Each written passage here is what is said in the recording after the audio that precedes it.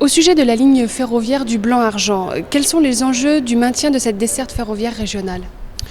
Il y a plus de 350 000 clients, passagers, chaque année, qui, pour aller au lycée, pour aller au collège, pour aller à l'hôpital, pour aller à leur travail, pour rejoindre les grandes lignes ferroviaires qui viennent de Vierzon et qui vont sur Paris, ou qui viennent de Vierzon et qui vont sur Tours, empruntent ce petit train métrique original qui date du début du XXe siècle, de 1902 exactement, et qui dessert entre Salbris, Romorantin et Valençay un nombre important de communes.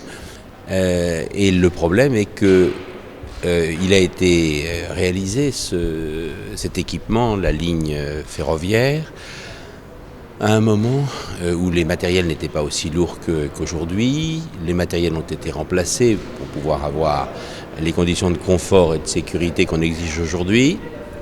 Et le matériel nouveau, les normes nouvelles de sécurité, l'importance de la fréquentation font qu'il faut remplacer une partie des lignes.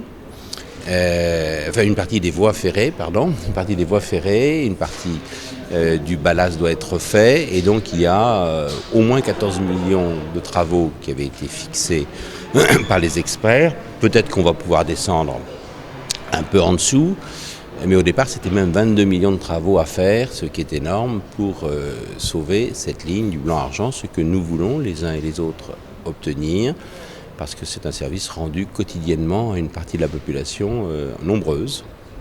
Mais comment doivent être financés ces travaux? C'est là le problème. Tout le monde est d'accord sur l'objectif.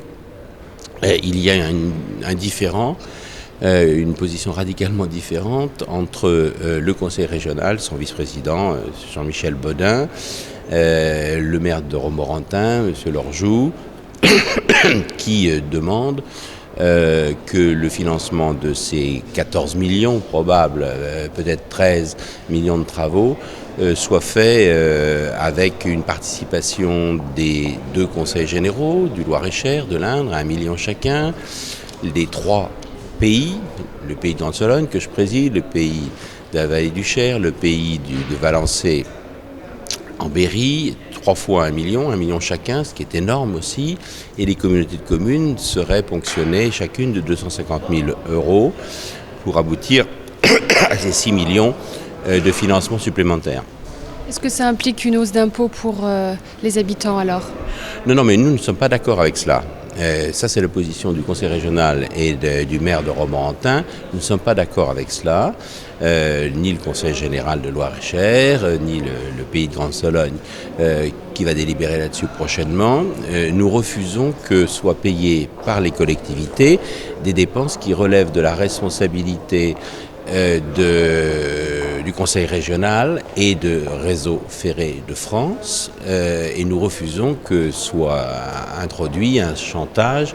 Vous payez et on fait, vous payez pas et on fait pas, alors qu'il s'agit de travaux qui sont véritablement à la charge du conseil régional et du Réseau ferré de France.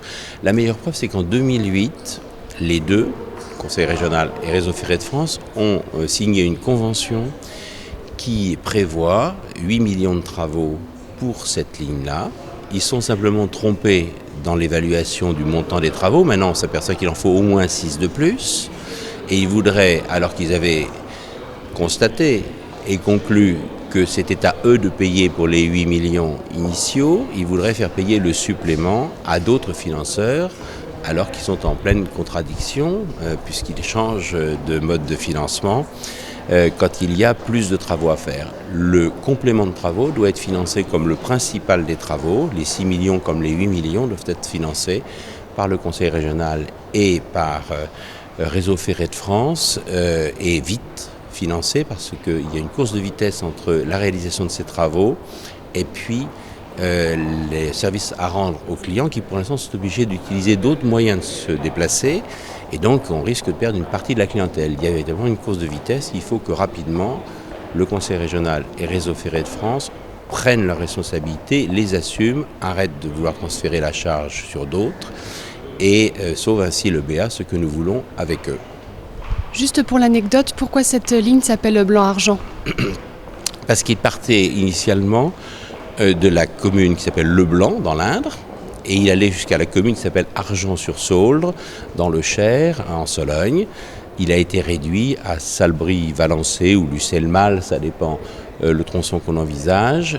C'est un train à voie métrique, original en France, et qui a beaucoup de charme aussi, mais qui pour l'instant est menacé si le Conseil régional et Réseau Ferré de France ne font pas face à leurs obligations.